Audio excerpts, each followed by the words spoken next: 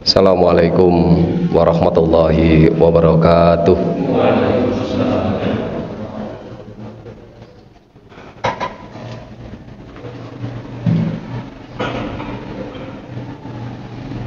Allahu Akbar, Allahu Akbar, Allahu Akbar,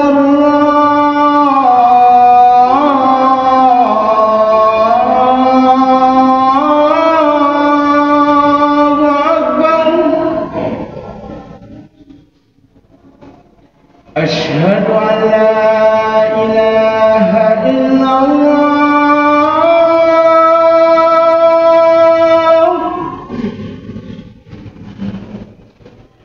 أشهد أن لا إله إلا الله.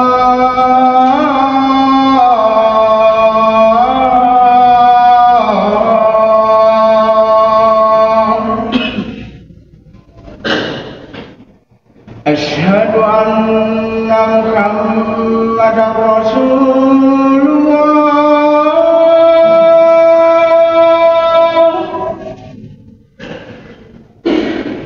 أشهد أن محمدا رسول الله.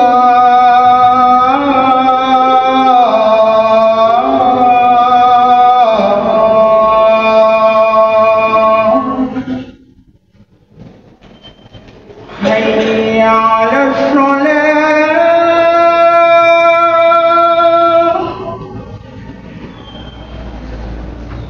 حي على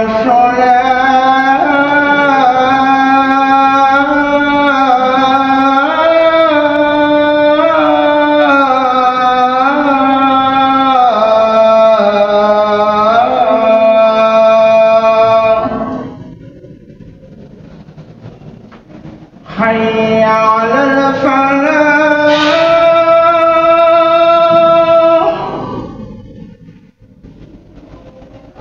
حي على الفلاح.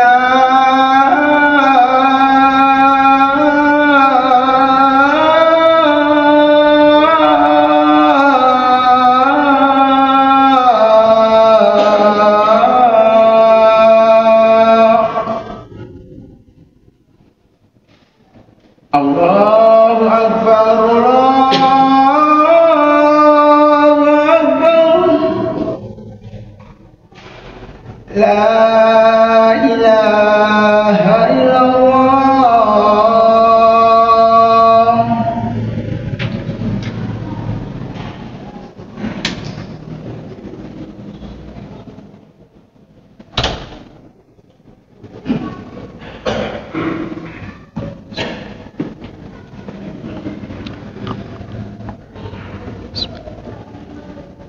Innal hamdalillah nahmaduhu wa nasta'inuhu wa nastaghfiruh wa na'udzu billahi min shururi anfusina wa min sayyiati a'malina may yahdihillahu fala mudhillalah wa may yudlilhu fala hadiyalah. Asyhadu an la ilaha illallah wahdahu la syarikalah wa asyhadu anna Muhammadan abduhu wa rasuluh arsalahu basyira wa nadhira. Allahumma salli wa sallim wa barik ala Muhammad wa ala alihi wa sahbihi ajma'in. Qala Allah ta'ala fi kitabihil karim, a'udzu billahi minasyaitonir rajim. Bismillahirrahmanirrahim. Ya ayyuhalladzina amanu taqullaha haqqa tuqatih wa la tamutunna illa wa antum muslimun. Shadaqallahul azim. Ma'asyiral muslimin rahimakumullah. Tiada kata yang patut dan pantas kita ucapkan pada kesempatan yang berbahagia ini selain jalinan kata untaian kalimat penuh rasa puja dan puji syukur kita kehadirat Allah Subhanahu wa taala atas seluruh nikmat yang Allah berikan kepada kita sekalian. Mari nikmat yang Allah berikan itu tidak terputus hanya dengan kalimat hamdalah saja. Mari kalimat hamdalah itu kita buktikan dengan semangat bertambahnya kualitas ibadah kita kepada Allah Subhanahu wa taala. Karena hakikatnya langkah kaki kita pada hari ini, rukuk dan sujud kita pada hari ini disaksikan oleh Allah, disaksikan oleh malaikat, bahkan disaksikan oleh penduduk alam semesta ini, bahwa kita bagian dari hamba-hamba Allah yang tunduk, patuh dan taat kepada Allah Subhanahu wa ta'ala. Dengan meninggalkan sedikit urusan duniawi kita, kita semata-mata ikhlas melangkahkan kaki kita untuk melaksanakan panggilan kewajiban bagi seorang mukmin untuk melaksanakan sholat Jum'ah. Mudah-mudahan ma'asyiral muslimin rahimakumullah, langkah kaki kita, desah nafas kita, rukuk dan sujud kita pada hari ini dicatat oleh Allah sebagai amal soleh buat kita sekalian. Amin amin ya rabbal alamin. Salawat dan salam mudah-mudahan tetap terlimpahkan kepada junjungan kita Nabi Muhammad sallallahu alaihi wasallam. Kita berharap mudah-mudahan selain salawat kita ucapkan, mudah-mudahan kita pun mampu diberi Allah kekuatan untuk meningkatkan kualitas kepercayaan kita kepada Rasulullah sallallahu alaihi wasallam dengan melaksanakan sunnah-sunnah Rasulullah Shallallahu Alaihi Wasallam dalam kehidupan kita. Tidak ada suatu wasiat yang lebih baik dalam kesempatan yang berbahagia ini. Mari, mumpung Allah masih memberikan umur yang panjang, umur yang bermanfaat, mari kita tingkatkan iman dan takwa kita kepada Allah Subhanahu wa ta'ala. Mari kita pegang iman dan takwa ini sampai kita menghadap kepada Allah Subhanahu wa ta'ala, karena dengan dua modal inilah segala aktivitas kita dicatat oleh Allah sebagai amal kebaikan bagi kehidupan kita. Ma'asyiral muslimin rahimakumullah, Allah menciptakan alam semesta ini. Ada siang, ada malam, ada gelap, ada terang, ada laki-laki dan ada perempuan. Begitu juga ada kehidupan dan ada kematian. Orang yang beriman kepada Allah tidaklah takut dengan kematian, karena bagi orang yang beriman kematian itu pasti adanya. Kalaupun kita jauh menghindar akan kematian, kemanapun kita pergi, kematian pasti akan mendatangi kita. Ma'asyiral muslimin rahimakumullah, kematian tidaklah takut bagi kita. Justru yang kita takutkan adalah sepeninggal kita, adakah generasi-generasi penerus yang akan mewarisi ilmu-ilmu kita, mewarisi semangat juang kita terhadap tegaknya Islam. Inilah yang selalu dikhawatirkan, bukan hanya bagi kita orang yang mukmin, tapi hampir seluruh utusan-utusan Allah mengkhawatirkan hal ini. Bagaimana Nabiullah Ibrahim alaihissalam ketika dalam waktu yang lama beliau belum dikaruniai seorang putra, seorang anak, tidak henti-hentinya di setiap ibadah beliau, rukuk dan sujud beliau selalu bermunajat kepada Allah, Rabbi habli minas sholihin, Rabbi habli minas sholihin. Ya Allah, berikan aku anak yang soleh, anak yang berbakti kepadaku dan berbakti kepadamu ya Allah. Bukan hanya kecemasan Nabiullah Ibrahim, bahkan kecemasan Nabiullah Zakaria pun sama. Ketika di usia akhir, di usia senja, beliau pun berdoa kepada Allah, mengkhawatirkan sepeninggal ia tidak ada penerusnya. Beliau pun berdoa kepada Allah, Rabbi habli min ladunka dzurriyyatan thayyibatan. Ya Tuhanku, berilah aku keturunan yang baik dari sisimu. Bahkan keluarga Imron pun disebutkan dalam Al-Quran.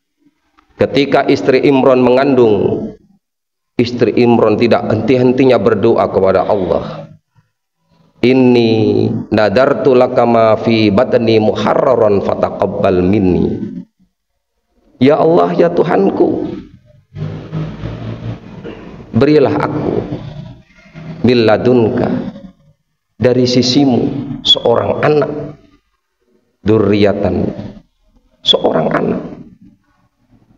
anak yang dalam kandunganku ini menurut istri Imran akan aku nadarkan kepadamu.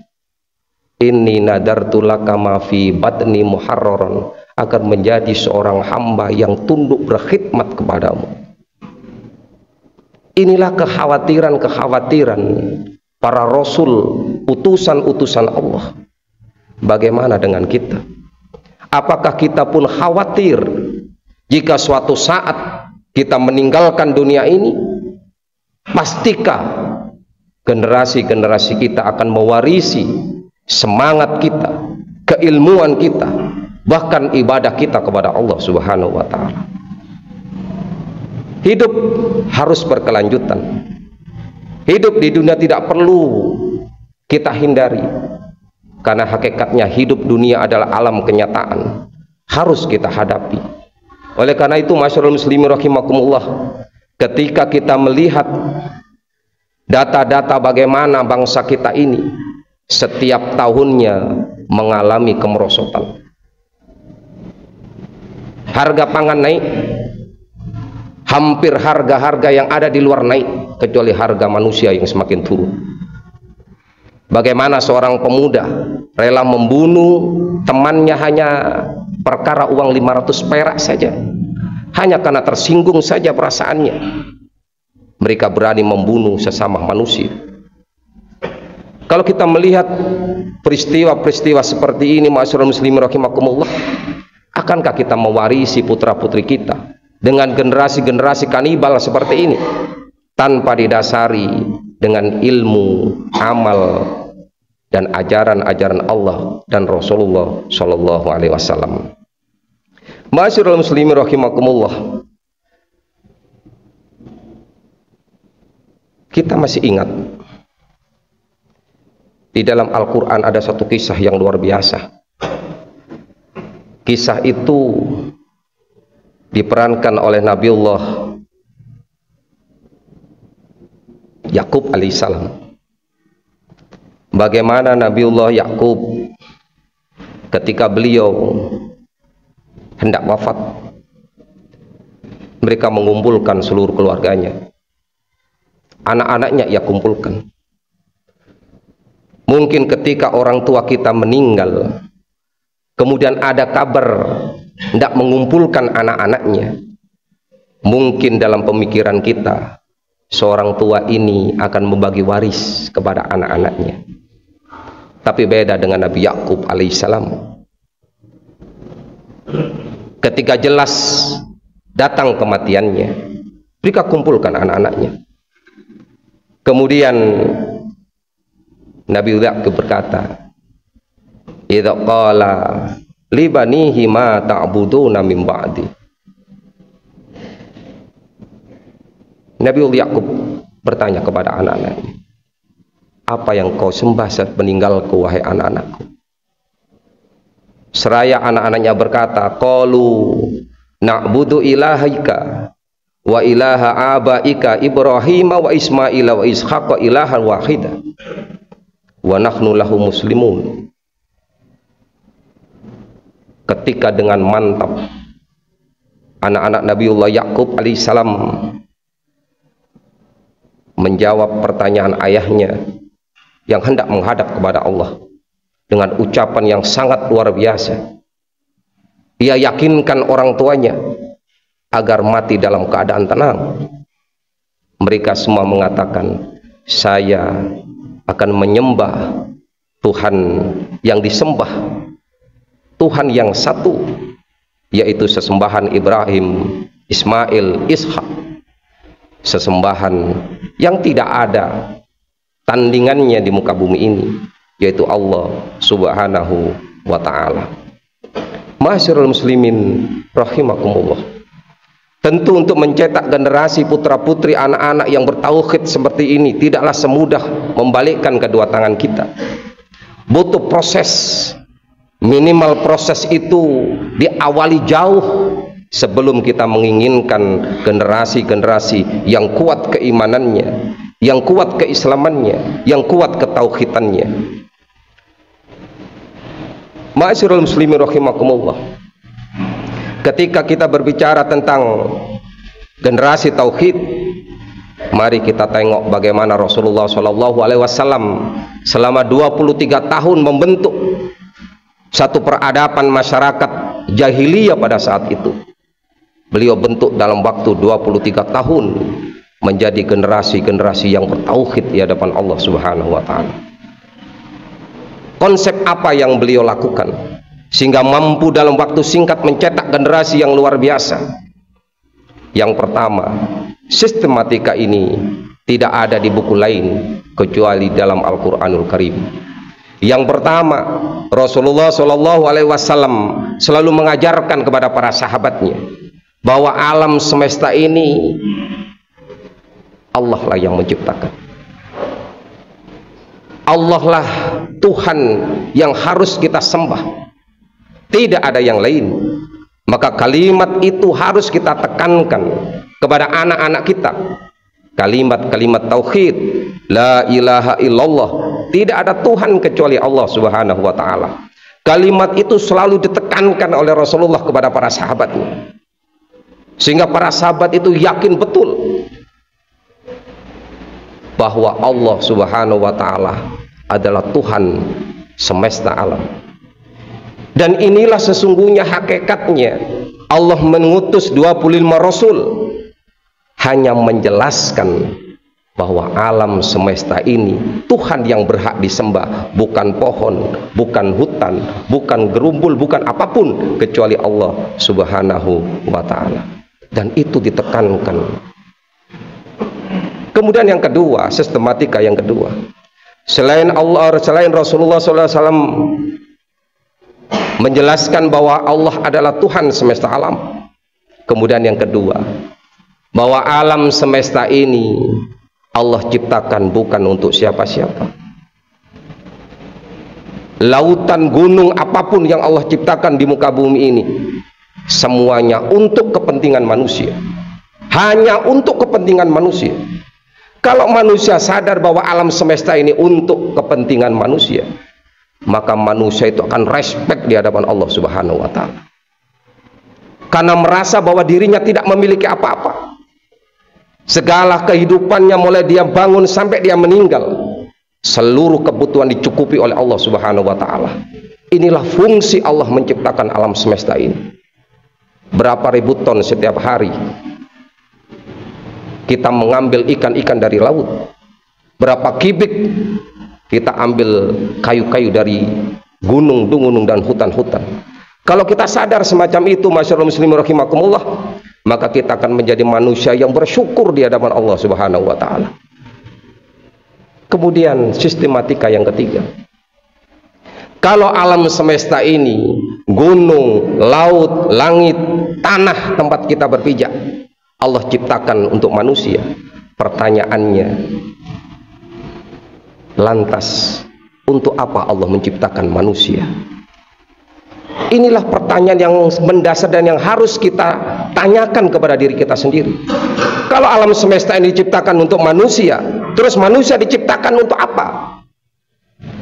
Allah menjelaskan bahwa manusia diciptakan oleh Allah untuk beribadah kepada Allah Subhanahu wa taala, tidak lain dan tidak bukan. Allah menciptakan manusia tujuannya satu, untuk beribadah kepada Allah. Setiap aktivitas kita harus bernilai ibadah di hadapan Allah Subhanahu wa taala. Inilah fungsi manusia. Kalau kita sadar bahwa kita diciptakan oleh Allah untuk beribadah, insya Allah begitu kita keluar rumah sampai kita kembali ke rumah, insya Allah akan bernilai amal-amal soleh dalam kehidupan kita. Kemudian sistematika berikutnya, kalau kita mampu menjawab bahwa manusia itu diciptakan Allah untuk beribadah kepada Allah, pertanyaannya, seandainya di muka bumi ini sudah tidak ada manusia yang beribadah kepada Allah, Apa yang Allah akan lakukan? Satu jawabannya, kiamat. Kalau manusia di muka bumi ini sudah tidak ada yang beribadah kepada Allah, buat apa Allah menciptakan matahari? Buat apa Allah menciptakan bumi? Tidak perlu Allah menciptakan peredaran matahari terbit dari timur, tenggelam dari barat. Tidak perlu Allah menciptakan itu. Karena hakikatnya manusia sudah tidak ada yang beribadah kepada Allah Subhanahu wa ta'ala. Maka kiamat. Disinilah sesungguhnya konsepnya, ma'asyiral muslimin rahimakumullah. Hari ini bumi masih berputar pada porosnya. Matahari masih terbit dari timur, tenggelam ke barat. Itu bukan karena kehebatan ilmu teknologi, kehebatan orang-orang yang berilmu banyak. Tidak. Itu karena rukuk dan sujud kita di hadapan Allah Subhanahu wa ta'ala. Kalau di muka bumi ini sudah tidak ada orang-orang seperti kita yang rukuk dan sujud di hadapan Allah Subhanahu wa ta'ala, saya pastikan kiamat pasti Allah akan turunkan. Karena itu konsep dalam Al-Qur'anul Karim. Bagaimana Allah Subhanahu wa ta'ala menghapus jejak kaum Nuh, kaum Samud, kaum Lut. Apa hakikatnya? Karena dalam satu kaum itu sudah ingkar kepada Allah Subhanahu wa ta'ala. Itu konsep yang terakhir. Kalau alam semesta ini sudah dihancurkan oleh Allah, sistematik berikutnya Allah akan menciptakan alam baru. Bukan alam fana, tapi alam yang kekal, yang biasa kita kenal dengan alam akhirat. Di alam akhirat itulah Allah Subhanahu wa ta'ala tegakkan keadilan. Yang baik Allah putuskan kebaikan, yang buruk Allah putuskan keburukan. Karena di alam akhirat hanya ada dua jalan. Satu menuju kebaikan, yaitu surganya Allah Subhanahu wa ta'ala. Faman ya'mal misqala dzarratin khairan yarah wa may ya'mal misqala dzarratin syarran yarah. Jalan yang kedua adalah jalan yang dipenuhi dengan sesuatu yang menyakitkan, sesuatu banyak dosa, yaitu jalan menuju nerakanya Allah Subhanahu wa ta'ala. Ma'asyiral muslimin rahimakumullah, mari sistematika ini kita ajarkan kepada anak-anak kita di sela-sela waktu kita. Memang kita butuh kehidupan, tapi kita memiliki satu tanggung jawab amanah kepada Allah Subhanahu wa ta'ala untuk mengantarkan putra-putri kita menuju putra-putri yang soleh dan soleha. Barakallahu li wa lakum fil Qur'anil azim wa nafa'na wa iyyakum bima fihi minal ayati wa dzikril hakim innahu wal ghafurur rahim.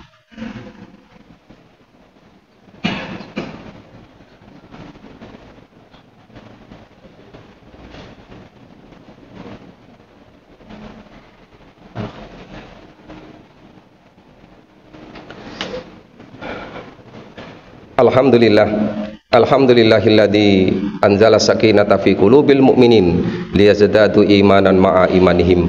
Asyhadu an la ilaha illallah wahdahu la syarikalah wa asyhadu anna Muhammadan abduhu wa rasuluh. Qala Allah ta'ala fi kitabihil karim, a'udzu billahi minasyaitonir rajim. Bismillahirrahmanirrahim. Ya ayyuhalladzina amanu taqullaha haqqa tuqatih wa la tamutunna illa wa antum muslimun. Shadaqallahul azim. Masyarul muslimin rahimakumullah, pada khutbah yang berdua ini mari kita berdoa kepada Allah. Mudah-mudahan Allah bimbing kehidupan kita, Allah ajarkan kebaikan-kebaikan dalam kehidupan kita, dan Allah kabulkan segala harapan dan cita-cita kita. Lebih-lebih Allah kabulkan agar supaya generasi kita, putra-putri kita menjadi putra-putri yang soleh dan soleha. Amin Allahumma amin. A'udzubillahi minasyaitonir rajim. Bismillahirrahmanirrahim. Innallaha wa malaikatahu shalluna 'alan nabi. Ya ayyuhalladzina amanu shallu 'alaihi wa sallimu taslima. Allahumma shalli wa sallim wa barik ala Muhammad walhamdulillahi rabbil alamin. Allahumma ighfir lil muslimina wal muslimat wal mu'minina wal mu'minat al ahya'i minhum wal amwat. Rabbana la tuzigh qulubana ba'da idh hadaitana wa hab lana min ladunka rahmah innaka antal wahhab. Ya Allah ya Rabbal alamin, limpahkanlah nikmat dan karuniamu kepada kami semua yang ada di sini, kepada keluarga kami semua yang ada di rumah, akan kesehatan jasmani rohaniah, mudahkanlah segala urusan kami semua, jauhkan kami semua dari bala dan cobaan. Ya Allah ya Rabbal Alamin, bimbinglah kehidupan kami dengan hidayah dan petunjuk-Mu agar menjadi kehidupan yang berkah dunia dan akhirat. Bimbing pula mata pencarian kami ya Allah dengan hidayah dan petunjuk-Mu agar menjadi mata pencarian yang halalan thayyiban. Ya Allah ya Rabbal Alamin, bimbinglah keluarga kami, putra putri kami, generasi kami dengan hidayah dan petunjuk-Mu agar menjadi keluarga yang sakinah, mawaddah, warahmah, putra putri dan generasi yang soleh dan solehah. Ya Allah ya Rabbal Alamin, bimbinglah kehidupan kami ya Allah, bimbinglah kehidupan kami ya Allah. Ya Allah ya Rabbal Alamin, ampunilah dosa-dosa kami, dosa-dosa kedua orang tua kami, muliakan mereka berdua di dunia dan di akhirat nanti sebagaimana mereka memuliakan kami di waktu kecil. Rabbana atina min ladunka rahmah wa hab lana min amrina rasada. Rabbana atina fid dunya hasanah wa fil akhirati hasanah wa qina adzabannar. Wa subhanaka rabbikal izzati amma yasifun wa salamun alal mursalin walhamdulillahi rabbil alamin wa la dzikrullahi akbar.